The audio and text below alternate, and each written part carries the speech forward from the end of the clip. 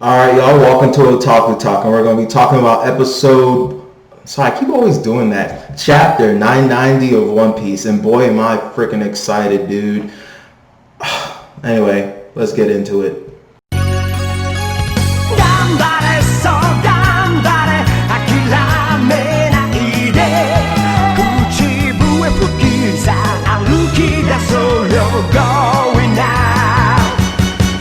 All right, guys, chapter 990 of One Piece, and guys, this is getting so good. We are at a really awesome climax right now in this series, and I hate to be a weekly reader right now. I really do. I've said this before, but One Piece is, I think, in my opinion, something meant to be read like in one big binge. And I think that like the pinnacle of One Piece will be going back from beginning to end and reading the entire Odyssey in One Piece, also knowing the information that we're going to know in the by the end of the series, and just seeing how beautifully put together this masterpiece of a series is.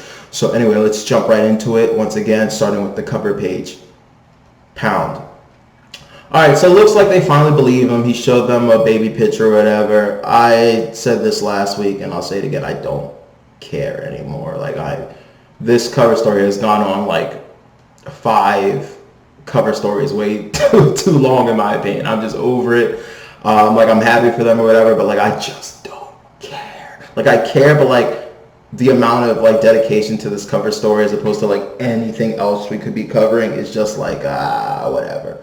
But anyway, moving on. So first we see in the chapter Sasaki is free, which I'm super happy about. I was super disappointed how quickly he got taken out. Like this is a flying 6. They're under the headliners. Like they should still be strong, right? And like people like X Drake are part of the flying 6, and X Drake's a rear admiral, which I'm not sure if that's equal to or a little bit under the vice admirals, but like these people should be decently strong, and for him to be put away that quickly was annoying. So now that he's free, I look forward to seeing what he can do, seeing him put in work, seeing him get vengeance now that he's not going to get caught slacking. So that's good. We have Jack fucking up the Sulong form Minx, bro. It is really sad, which god damn, because like I was under the impression that before when he invaded Zoe that it was because like that they weren't really trying to fight him, and so that's why he was like fucking him up. But like they're in Sulong form, still getting fucked up. Now don't get me wrong, he's got like blades and stab wounds all on his back and stuff, but like he's murking them, and I'm just like, damn, yo, it's Sulong, the fuck. Anyway, yo, that one panel by the way with the numbers and then Kaido just towering in the background, super dope. I love that. That looks super cool. And the scabbards look ready for all the smoke. That panel with them. By the way, I love group panels. I love group panels where where everyone's all squatted up, just ready for action. I love shit like that. I love it. And so they look ready. Yo, Kinemon has this look on his eyes like, all right, yo, I'm gonna have to use that. Like he has that kind of expression going on, which makes me think, is Kinemon stronger than anticipated? Because of course he's the leader of the scabbards, but I have never ever gotten the impression that he is really that strong. Like yeah, he has that cool fire technique, but besides that, there's nothing to it. It's more of a gimmick than anything. When I say gimmick, I'm not saying like it's bad. I'm just saying like it's a cool power, but like it does like strength wise, like he's not touching many of the other swordsmen we've seen in the series. But he really looked like he was about to try something, but Inu and Neko stepped up and were like, nah, we got this. So I'm really excited to see them 2v1 Jack, as it looks like they're about to do. All right, moving on to the next panel. Why is Basil Hawkins being a little bitch? Like, this is their chance. Like, everything is in chaos right now. Like, this should be his moment to, like, defect. Because, like, they've made it clear, like, most people in Kaido's crew aren't there willingly. They're there because, Kaido bitched them, and now they have to serve him.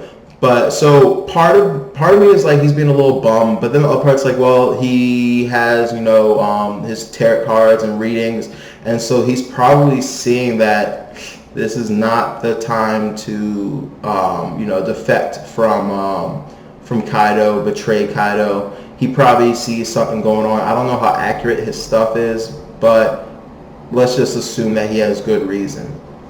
Dude, I am actually really, really loving King's character right now. Like, I've always been intrigued with him, but like, I just love how in command he is. All the way from the beginning when like just everything he's done in the series, and then like earlier in Wano when he goes and takes on all of the Big Mom pirates by himself. Granted, they're on their ship and he had the air advantage and like they couldn't properly fight him. Just the fact that he was willing to go by himself, willing to do the dirty work, willing to go hard for Kaido, like that's a first in command. That's what a first in command is supposed to be like.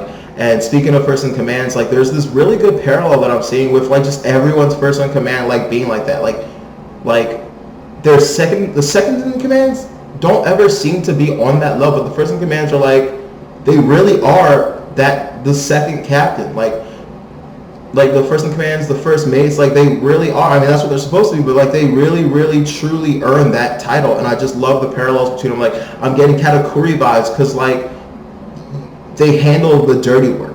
They try to keep the boss's hands clean or give the boss like as little work as possible. And so like I really have a lot of respect for King's character. I really like King's character. Just how calm he is, how calculating he's being, just how serious he is. Like everything about it, I love. I'm loving the pre-time skip callback. So basically, they were saying that back in what's it called, Thriller Bark, how it would take all of them to take down a Oars type monster giant. But now like Luffy's like, I got this on my own. I'm wondering like maybe it might even take like, it could take maybe like 3 of the weak trio could maybe take out one of them. Like I really am seeing at that point like they have really grown as characters and gotten strong. And for Luffy to just be able to take out something like Oars like that, like I just love what's happening. A lot of people, have been kind of upset with the fight mechanics that have happened in the post-time skip. For example, a lot of people don't like Haki. I personally like Haki. Because, like, don't get me wrong. Do not get me wrong. I thought it was phenomenal how, like, in the past, like, Luffy was just so clever and was a combat genius and would find any means to win. And, like, specialties like Mizu Luffy and Shadow Luffy and just various different things. Like, I remember when Mr. 2, was it Mr. 2? Mr. 3? I forget which one was the candle one. Gave him the candle gauntlets. Like, I love when they do unique and quirky things like that, but at a certain point, you can't have gimmicks. You can't, like, you just have to be about that life. And I love that we're seeing the growth of the Pirate King. Like, I love it. Like, this is someone to be reckoned with. I'm telling you, after this arc, his respect in the One Piece world is going to shoot through the roof. Like, right now, he's already being called the 5th Yonko. And he hasn't even, like, done anything really to earn that accolade yet. Like, once he has actually bested a Yonko, and there's 2 of them, and to be honest with you, I don't even know. It's a little crazy to me. Like when Oda introduced Big Mom into this arc, I was like, whoa. So is someone else gonna fight Big Mom? Is someone else gonna fight Kaido? But like the thing is, he has beef with Big Mom. He's already established. Anytime Luffy says he's gonna murk someone, I believe him. Like, and that's something he follows through with. And so he said he has beef with Big Mom, so he's gonna handle that. And he has beef with Kaido, so he's gonna handle that. My thing is like, how is he going to do it? Like, it's insane. There's no way he can take 2 Yonko out at once. I don't care how strong he is currently. Like, I just don't see it. So we'll see. I don't know, because the way they're portraying Big Mom, I don't even know if she's gonna be like an actual antagonist in this fight. Like, yeah, she'll like do some things here or there, but like, is there gonna be a real big fight with her? Especially since like Katakuri and maybe some of the other family members like her. Also, there's also Perospero, who seems to be conniving, and he might be trying to take over the Big Mom pirates. So like, maybe she's just a pawn. Because I was watching the Wano Report by this awesome YouTuber named Mr. Morge. You should check him out. He also does with this dude named O'Hara. They have dope videos. I prefer Mr. Morge. Me and his mindsets are quite similar, and he has a lot of the same viewpoints as me, except he's just really able to articulate things in a way better manner than me, and he has a way better memory. I really wish I had time to go back and constantly reread these series and just find all these things. But anyway, and I lost my train of thought. 1 second. Oh yeah, so I don't know if it was Mr. Morrison this or one of his guests, but they were saying, if you notice, like, Big Mom has a history of just being used. Like, she's not necessarily a bad person. Yes, she is a bad person. She's done terrible things, but like, she does have a history of being used by various people. Like, so the thing is, like, all these Yonko, even though they're powerful, they're all human. They're all human. They all have flaws, and that's the biggest weak point. That's the biggest thing that gives like Luffy a chance, because they're not just these like grandiose beings. Like, they're humans with flaws, except for maybe Kaido, who I think maybe, because I just don't get the epithet of world's strongest creature, because Whitebeard is world's strongest man and Kaido is the world's strongest creature. Maybe they're attributing it to his Zoan fruit, but maybe he's a dragon who ate the human fruit model Oni. I don't know. It's a theory. I think so, but then it's confusing because then he has Yamato, so like he procreated, so who knows? But anyway, so maybe she's just gonna be used in this arc as well, this saga as well, and we'll see. But I don't know. I'm not feeling Big Mom or her involvement, and like, yes, she's a Yonko, and yes, she keeps showing these great feats of strength, but like, she keeps getting punked, bro. It's embarrassing. It's embarrassing. Anyway, this chapter is still awesome. The Straw Hats are putting in mad work, and I love, once again, there's a panel of all the Straw Hats, and then, you know, you have Zoro come in, like, yo, first of all, I laughed so much at this one part where they're like, Straw Hat, save your strength, we got this, and then like the number shows up with the giant mace and all, and like, y'all ain't got shit. Zoro jumped up, slashes the mace, and then like the mace is falling everyone, they're like, and then just Jinbei's like, got it. So like, yo, I'm really happy to see like the Straw Hats as this big, like this powerful force. Like, they're really coming up. It's like seeing, like, I don't know if you follow the NBA, like LeBron being like rookie to like LeBron now, like just like the king of the NBA. Like it's that feeling where you got to watch this kid with great like potential become this, like, you know, monarch.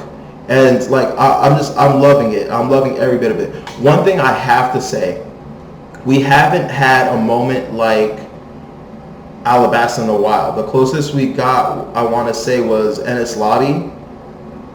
But like, I think the greatest showcase of each individual Straw Hat was Alabasta. They all got individual fights. They all got to show themselves, show their worth, show that like they could lay it down for the crew.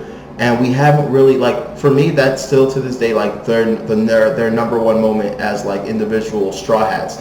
Now we have a lot more Straw Hats to deal with, a lot more to showcase. We have a lot more story. We also have a lot more people involved. We have the Scabbards, we have the Minks, we have the other Samurai. Who else is there right now? We got Law's crew. I'm missing other people, but that's it. Did I mention the Whitebeard Pirates? And I think we might have some Marines involved. So like, dude, this is very ambitious. This is a super ambitious saga. We got so many people coming in, but like, what's going to be super important to me? What's going to be super important to me is that I want to see the Weak Trio do something. They ain't done shit. Like, yes, they have cool moments. Yeah, like Usopp sniped someone here and there, but like, I want to see Nami put in work. I want to see Usopp put in work. I want to see Chopper put in work. I want to see Brook put in work. I want to see Frankie put in work. I want to see them all put in work. They're the crew of the fucking King of Pirates, the future Pirate King. It's like we talked about last video when Frankie was like, you have to realize, like, we can't run. We don't run from fights anymore. Like, we can't do that. We have to fill this role. It's just like with Odin, when they were telling them like, we're the retainers of the future Shogun. We gotta act like it. They're the crewmates of the Pirate King. They gotta act like it. So this arc, I hope they act like it. So I'm really excited, because otherwise I'm gonna be super disappointed if I don't see like, because we know Zoro's gonna get his fight. We know that Sanji's gonna get his fight. Jinbei, I'm not really really sure about. They're doing something weird with Jinbei. Like, I want to know how strong Jinbei is in the grand scheme of things, because like a lot of people still have him under the Monster Trio. Me, I think he's stronger than Sanji. I think he's not stronger than Sanji. They've really like Oda's been kind of sleeping on Sanji, but we'll see about that. But I really would like to see Jinbei like have a serious fight. I would like to see Robin have a serious fight. Does anyone know if she's had? I can't recall. I should have done some research first, but I can't recall if she's had like a really like one-on-one hard fought battle. So like I would really like to see. Like this is the time. This is the time. I want to see the Straw Hats as a whole, not just Luffy and Zoro. I want to see the Straw Hats as a whole like put in work. Something interesting that was said was when Hyogoro said that Luffy reminds him of the Wisdom King. I don't know enough Japanese lore. I did some quick Googling, but I didn't see anything particularly that could relate. But I'm gonna look into it more. But I just thought it was interesting because earlier, like on the One Piece wikis, when I was doing some research, like it was said that his Gear 4 was modeled after a Neo statue. And those are like some Buddhist stuff. And like I saw that relation more, but like now they're saying the Wisdom King, and so I want to know the lore of it. I want to know if there's going to have any kind of connection there, because you know Oda never writes or has characters say anything that doesn't have relevance. Like that's just not a thing. Like that's why like the community is so dope in that there's so much like theory crafting, because everything that is said in the manga is important to some degree. It may not be important today, may not be important tomorrow, or like 10, 20, 100, 500 chapters, but it will have its day, it will have its relevance. So I really want to know more about that, what's happening with that Wisdom King. You know, he is Monkey D. Luffy. He has similarities to the Monkey King. We talked about it before. You know, the Monkey King went to the heavens to fight the gods. You know that you have the celestial dragons who live in heaven, marry Joa. He had the flying cloud, you know, like Goku did, the flying Nimbus. Now they have Zeus. He had the power pole that extended, the bow staff that extended. Luffy stretches. So there's a lot going on. Are we gonna now that Luffy knows Ryu Haki, is that going to get combined into his current gears, or is it going to be the creation of a new gear? I still think that there's going to be not a new gear yet. I think his new gear is going to be awakening based, but I still think that there's going to either be like a beast mode or lion mode or tiger mode, because we've seen that kind of his Gear 4s revolve around the animals he trained with on the island, and so the biggest one was the lion, but there was also a tiger. So maybe there'll be something like that. Maybe he'll just combine them. So like there's a lot going on here that I'm so excited to see, and I can't wait. I also want to see the extent of Yamato's power. She's still right now my top contender for Straw Hat. By the way, do you guys really think, earlier in the series he said he wanted 11 crewmates. I think that includes him, so one himself plus 10 others. How strong are we feeling on that? Because there's a bunch of people I want on the crew. I love Carrot. I don't know why there seems to be some kind of hate in the community with Carrot. I think she's cool. I love her dynamic. I can easily see her traveling with them, joking with them. I love I said earlier, I love the little sister dynamic with her and Chopper. I think it's really cool. So I would love her there. There's some throw-ons like Otama that I want, because you know Ace was supposed to take her. Ace never took her. So like there's a lot going on here, and like once again, like it's been cool. You know, like the Strats are always supposed to be that quirky crew, but I do think it's time that like, all right, now we really got to get, you know, crewmates, like legit crewmates. They have the fleet, so for big important things they're there, but I think that as a whole they should have, you know, some solid numbers in their main crew. So there's that. And then last but least, we have the most unanticipated part of this chapter: X-Drake defecting and switching sides. Bro, that was lit.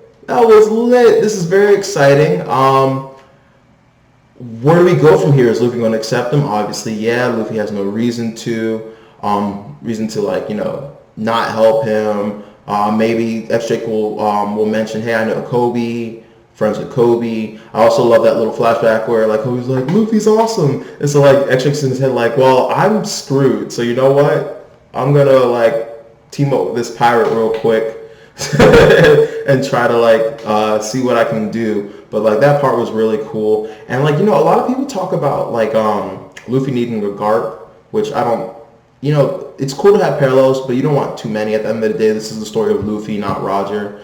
And like, yeah, he should follow in the steps of, but you know, this is his own adventure, his own friends, his own life.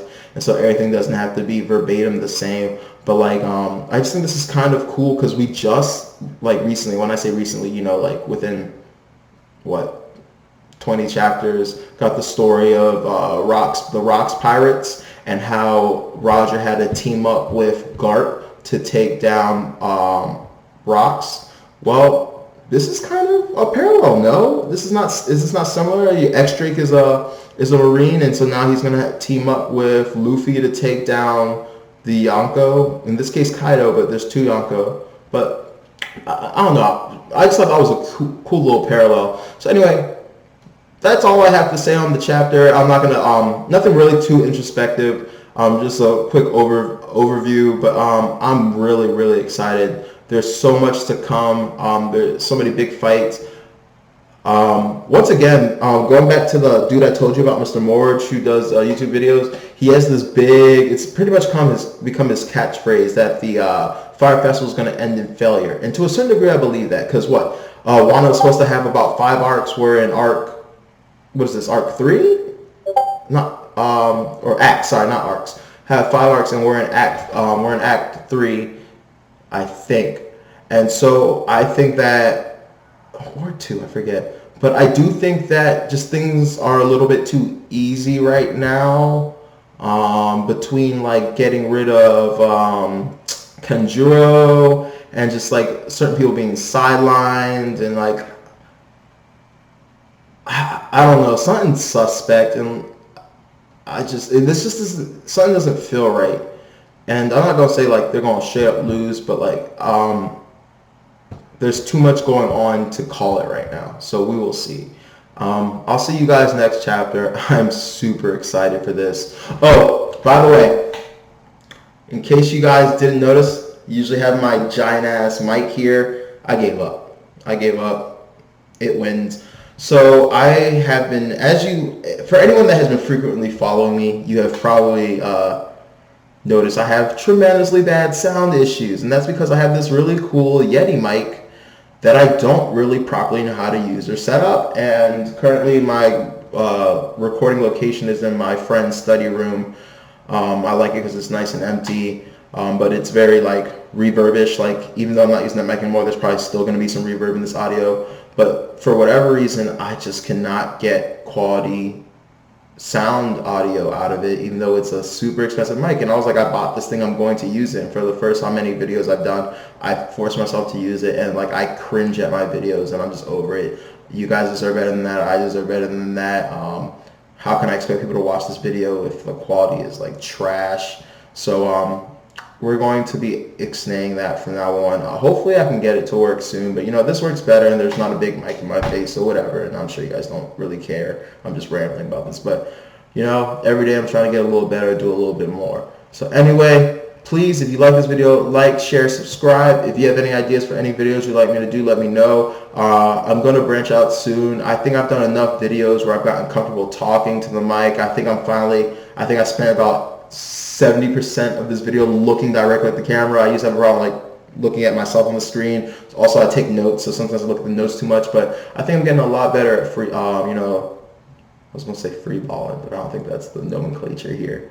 But yeah, guys, please like, share, subscribe, and I'll see you next week for another phenomenal chapter of One Piece. We are in for a great ride, and we're 10 chapters away from the 1,000th episode. And honestly, fuck anyone that thinks One Piece is too long. There's a difference between, stretching out a story for like money and profits and fleshing out a story. And Oda's clearly fleshing out a story. He's not pulling shit out his ass here and there. He's not making shit up. Like, you can tell everything is clearly planned out. Even things that are showing up now were alluded to like hundreds, if not in the very first chapters. And like, I think if you don't have the respect for that, if you don't have the intelligence or critical intellect or critical thinking to like comprehend like how genius Oda is, it's just a shame to you because you're missing out on a phenomenal series. Anyway, thank you very much. Take care. Peace.